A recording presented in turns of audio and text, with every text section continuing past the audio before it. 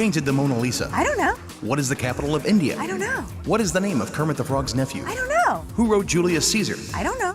What is the English translation of Veni Vidi Vici? I don't know. In professional boxing, how long is one round? I don't know. Which planet is nearest to the sun? I don't know.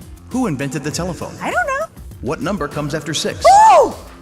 I don't know. What is the answer to life, the universe, and everything? I don't know. Who starred as John McClane in Die Hard? I don't know. Cheddar, Stilton, and Brie are types of what? I don't know. How many players can a team have on a basketball court? I don't know. What is the highest mountain in the world? I don't know. What is your quest?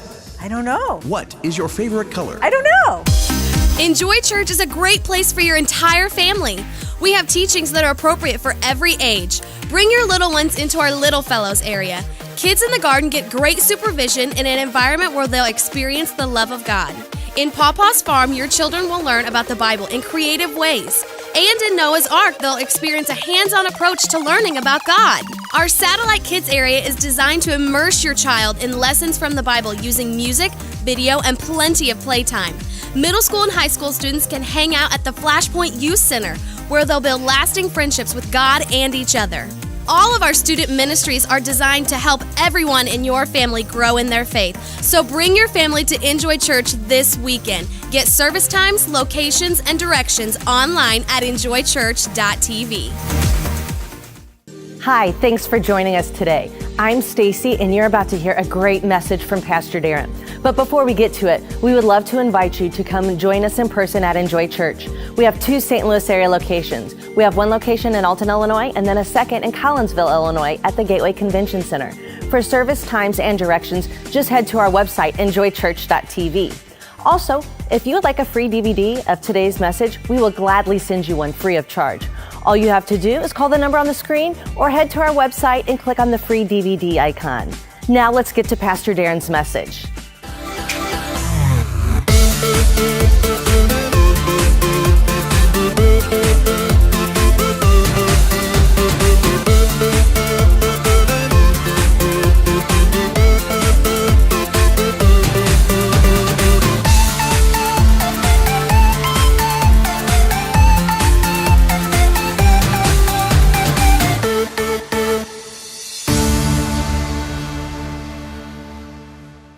Today, I'm so excited. We're starting a brand new series called Making Me Crazy.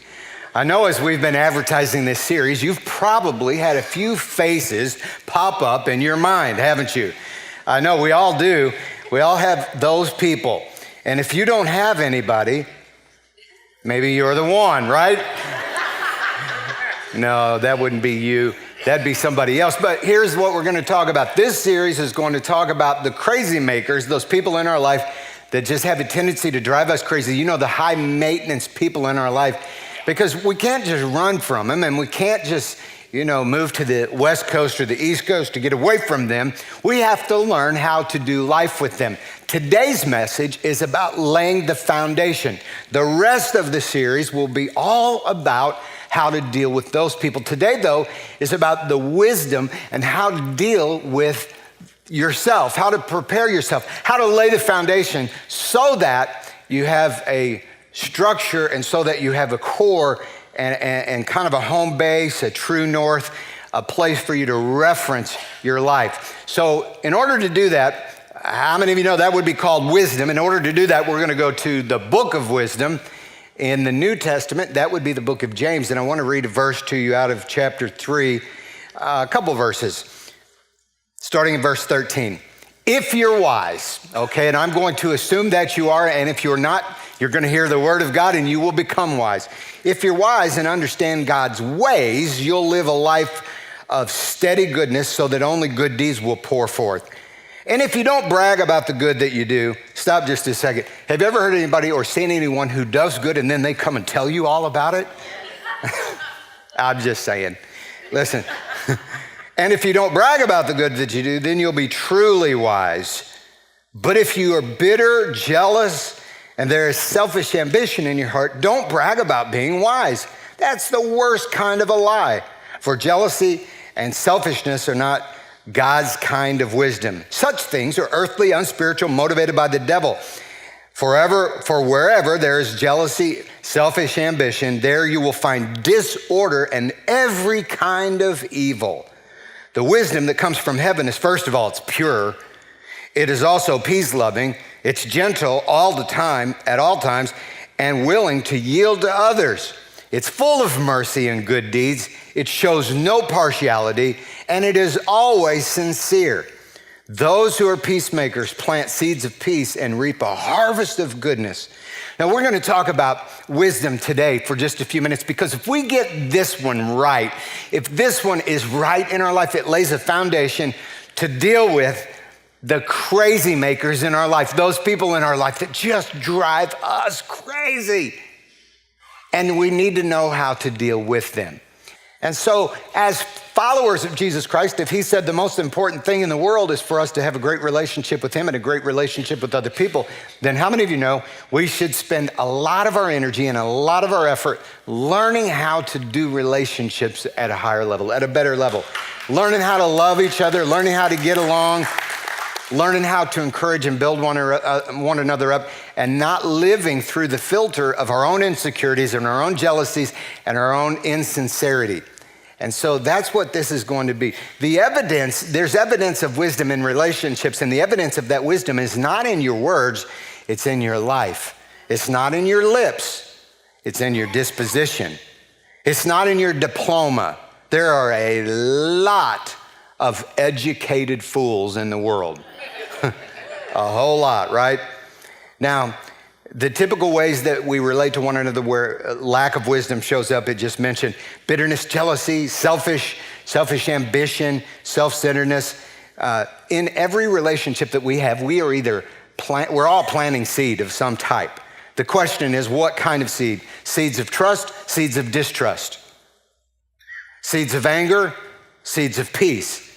Seeds of wisdom, or seeds of foolishness.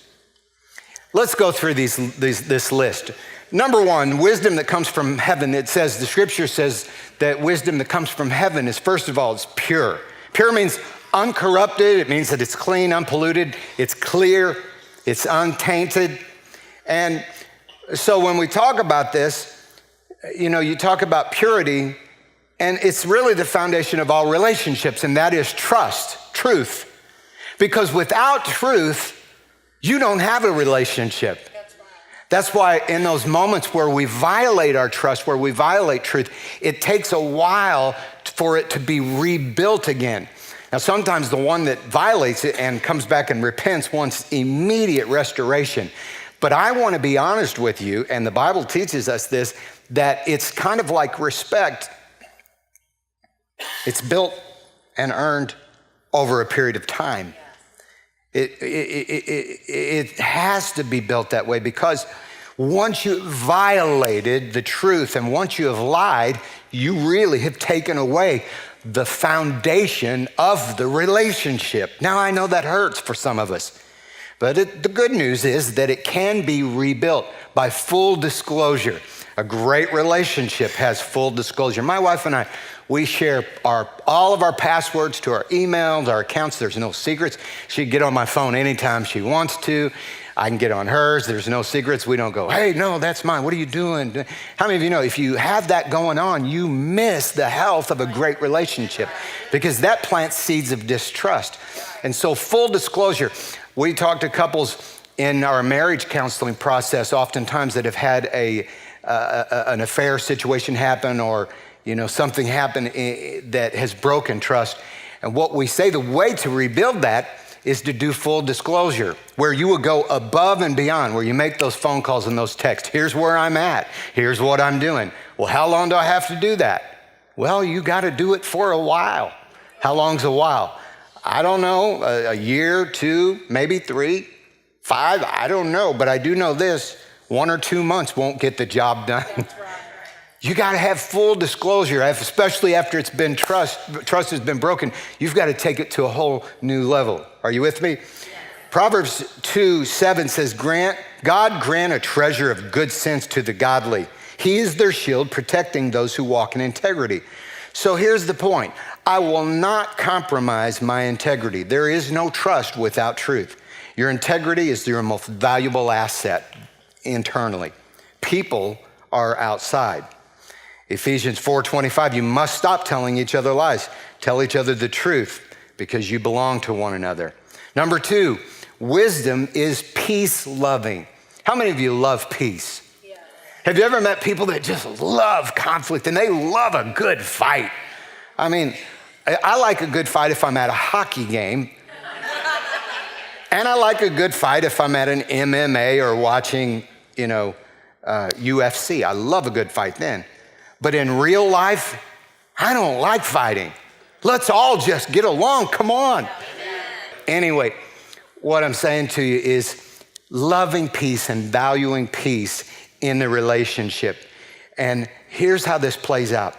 You have to make a commitment to not antagonize their anger. And so if you want to lay a good foundation, a wisdom of a good foundation is to say, I will not antagonize you. Because do you know when you're related to someone long enough in a relationship or you're with them, you figure out what their buttons are, right? Oh, when you know people, you can push a button. And if you are a person who likes to agitate in a moment when it is convenient, you know exactly how to do it. Just, they're talking about something serious and you laugh at them. Oh, send them over the top, right? And nobody loves this, to be compared to someone else in a moment. You're correcting someone about something they've done and you say, you are just like, and then you name, someone who irritates that person. And you go, you are just like your dad. You are just like your mom. How many of you want to hear that, right? Not in the context of correction. Not in the context of like, you're messed up, you're just like, and then you name another person. Or a friend in your life that really has this area of their life all jacked up, and you go, you're just like them. Ooh, that, I want you to know, takes away peace in the relationship. Don't do that. Another one is when you condemn someone and you lay on the guilt. You're laying the guilt on. In our marriage counseling, I don't do a lot of it personally anymore, but our pastoral care department does some of this. But one of the things that happens a lot of times we hear this mostly from men. We hear a man say, she has become my conscience. She tries to correct me for everything that I think or everything that I feel. And I just want you to know, ladies, let me let you know something about your man. He struggles with his own conscience anyway. And his own conscience at times is an enemy within him. And he kind of resents himself for being the way that he is. And he has to work on his own self-esteem. And when you come along and you try to tell him how his thinking is wrong here, and he's got this wrong and that wrong and that wrong, I want you to know he takes that, and this is all on a subconscious level. He takes this on a subconscious level and turns that resentment that he resents himself, and he inadvertently begins to resent the conscience that now comes from the outside. I just want you to know one of the most valuable things you can do. I heard a marriage the other day, a testimony from a couple, and they both told the same testimony separately. And they said, how have you survived 50 years of marriage? And the wife said, the best thing I can tell you is that he never tried to change me. He never tried to, he just, however I was, he just accepted me. And so the same interviewer, he goes over to the husband and he said to the husband, how have you survived 50 years of marriage? Have you done that? And he said the same thing. She never has tried to change me. And I want you to know in human behavior, first of all, get this, this is gonna be foundational for this whole series. You and I cannot change another human being. It is impossible. You don't have the ability to do it. You don't have the skill set to do it. And the more you try to change someone, the harder it becomes. All you can do is lead them. You cannot be a conscience for someone else. You gotta let go and trust. If you really trust God and if you really love them, you'll let go. It's okay to speak some words of comfort and some words of love, but value peace. And then the third one is the contradiction. Have you ever been around anyone who, in a husband or wife, and I've seen both do it, where one stands on the sideline and this one's telling the story and they correct the story all through the process? Have you seen that before? It's like they're telling the story. We were there and it was 8 o'clock and they're going, no, it was 6:45. No, it was 6:45. You got that wrong. It was 6:45. And they're going, oh, whatever. Anyway, we were there and then they were driving a red car. No, it wasn't a red car. It was a purple car. And whatever. And have you ever been around that? Do you know there are some things that just don't matter? Did you know that it's okay to let people be wrong? You don't have to fix and correct everybody for everything, right? Yeah, I get that. I could go there. I could do that. But it's okay. They got it wrong. They got the color of the car wrong. Big deal. Let it be a purple car. But truth matters to me. I value truth. I must correct the situation. It was, by God, it was a red car.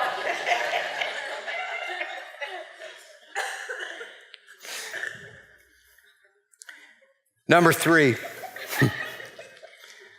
wisdom is gentle at all times.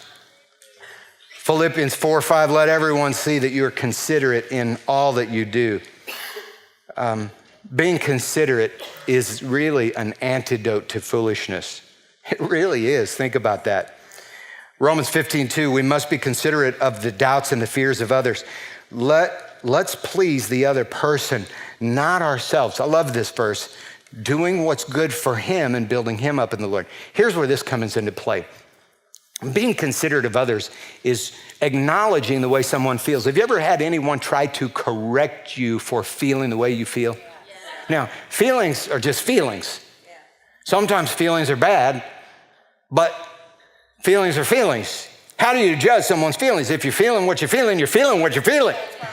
And then if you've ever seen anyone feel, let me bring this home. You'll get this, okay?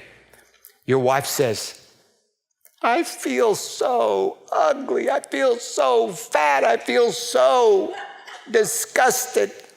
And you look at her and she is looking incredible. I mean, you like everything and you like it all. And in your head, you can't even comprehend what she's saying.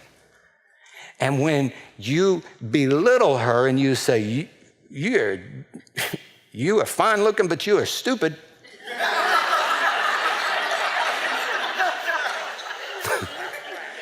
You are discounting her feelings. Or maybe he comes home from work and he's talking about how hard of a day he's had.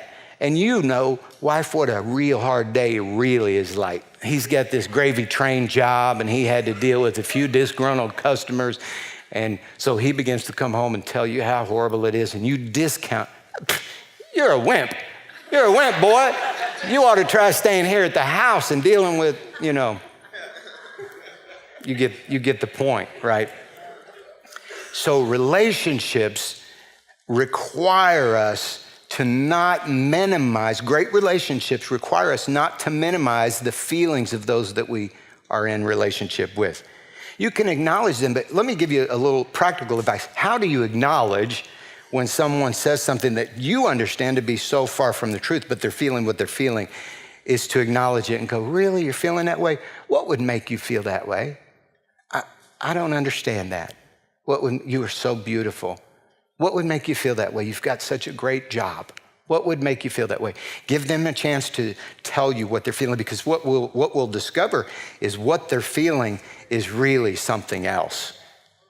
It's something else that is damaging their emotions of that day.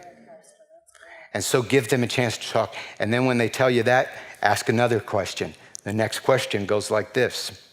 What would make you feel that way? It's the same question. Keep asking that question a few times, and you'll drill down to possibly what the problem is. And what it usually is somebody's just needing a little bit of love. Somebody's needing a little bit of comfort. Tell me it's okay. Tell me it's gonna be okay. Tell me I'm okay. And do you know we all need that? What I'm doing today for you in this series, now the next few weeks, we're gonna get into the other people. Today, we're dealing with ourselves. Because if we don't get this part right, we can't deal properly with the rest of it. So don't minimize those feelings to someone. Be gentle and be considerate. Number 4, wisdom is willingness to yield to others. This is a hard one for a lot of us because it really, let me say it this way. The ESV translation says, be open to reason. The Living Bible says, allow discussion. Don't be stubborn, don't be defensive, but be wise, and the way you are wise is to listen. And you may have your mind made up, and you may know it's a stupid idea, but maybe it's not. And a person of maturity will always listen. You know you can learn from just about anybody? Did you know that? Did you know that even a clock that's broke is right twice a day? You can learn from just about anyone. Well, somebody's got something good that they can bring to the table. And a wise person is always willing to listen and not criticize. So here's what we make a commitment to today. We make a commitment in our relationships. I commit to not criticize your suggestions. I will listen to what you say. Doesn't mean that we have to do it, but we're gonna at least listen and have some discussion, and we're gonna talk about it, and we're going to have the attitude of help. Number 5, wisdom is full of mercy and good deeds. And what I mean by that is we will not emphasize others' mistakes. We know this about humanity. We know this about you. We for sure know this about me. We all make mistakes. We make daily mistakes. We all have a lot of mistakes in our life on a daily basis, for sure in our past. And what great relationships have the ability to do is move past the bumps of mistakes to where you don't hold a mistake over someone's head. So you forgive them, you release them, you relinquish them, you let that go. And that's what mercy is. God did that for you. The Bible tells us we in turn are supposed to do that for others, correct? Proverbs 17:9, love forgets mistakes. Nagging about them parts the best of friends. No one loves harping and nagging, no one. No one enjoys that. And one of the fastest ways, if you think you're gonna change someone by nagging at them, one of the fastest ways to push them away from you is to nag them. And so one of the easiest ways to pull someone back is to give them unconditional love and to bring them back. Well, I thought you said, Pastor, you've got to rebuild the trust. Yeah, if you're the one that broke the trust, you work on rebuilding it by full disclosure.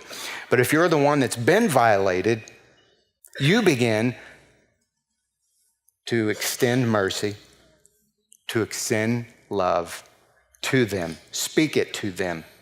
Speak it to them. Don't go all historical on people. I heard this 14-year-old kid that came home from school with his grade report, and he got a D on his report card. And his friend go, how did your dad handle the D? He said, oh, he went all historical. He said, you mean hysterical? No, he went historical. He brought up every bad thing I've ever done. And sometimes that's the way it is in relationships. When we fail someone at that moment of disgust, what we often do is we bring up all of the past hurts we've experienced from them. And that's not true mercy. Number 6, let me give you the last one. Wisdom is impartial and always sincere. These two words, impartial and sincere, always sincere, are two similar words in the Greek. I put them in your notes. One is an actor that changed mask without hypocrisy. The word is adokritos, and the other one is anoupokritos. And this is where we get the word hypocritos, hypocrite, from. And what this means is that it's a Greek theater actor who runs behind the stage, grabs a new mask, and comes out with a new mask. And then he goes out and puts a different mask on. And what James is saying, because they were very familiar with this, is James was saying great relationships have the ability to be authentic and genuine with one another. You don't have to wear a mask. You don't have to have pretense. You don't have to fake. You don't have to shine it on. Who you are is who you are, and you do. Don't disguise your intentions, in other words. God wants us today to value wisdom. And if we're going to this, just the foundation for this series, I pray you're all able to come back through this series, because we are really going to get into some good relationships. I mean, some stuff that's going to help you in your marriages, in your friendships, with your children, with neighbors. This is going to be a great series. But today's foundation, if you don't get this one, you have to get the wisdom of how you need to be, because we're going to focus on how we relate to others. But this one is how we need to be and what needs to be valued in us. This is an important list that we go through. I really hope that message spoke to you in some way. If you would like a free DVD of this message, we will gladly send it to you free of charge. All you have to do is head to our website, enjoychurch.tv, and click on the free DVD icon. Also, we would love to invite you to come in person to either of our 2 St. Louis area locations. We have a location in Alton, Illinois, and then a second in Collinsville, Illinois. When you come to Enjoy Church, you are going to experience a fun-filled atmosphere with energetic music and people of all walks of life. You don't have to have a fancy suit or dress, just come as you are. We also have age-appropriate teachings for everyone from birth through high school, and our service times are only about an hour long. We want the best for what God has in store for you in your life. So please come and check out Enjoy Church. For service times and directions, just go to our website. Also, if you are in need of prayer or you know someone who's in need in prayer, please give us a call. We are here to help. We hope to see you in person at Enjoy Church, but we'll definitely see you here at the same channel, the same time next week. God bless.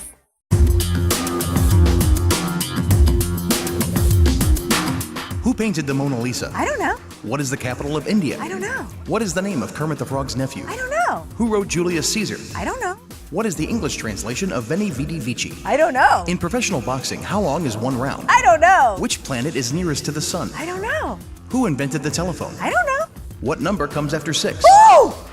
I don't know. What is the answer to life, the universe, and everything? I don't know. Who starred as John McClane in Die Hard? I don't know. Cheddar, Stilton, and Brie are types of what? I don't know. How many players can a team have on a basketball court? I don't know. What is the highest mountain in the world? I don't know. What is your quest?